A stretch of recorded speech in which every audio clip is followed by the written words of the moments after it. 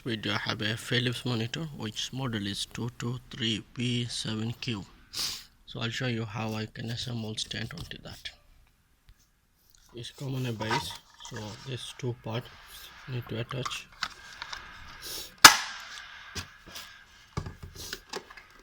And simply just need to push it in. There you go. So now to disassemble, there is a, you need to use a small something, anything to release this to remove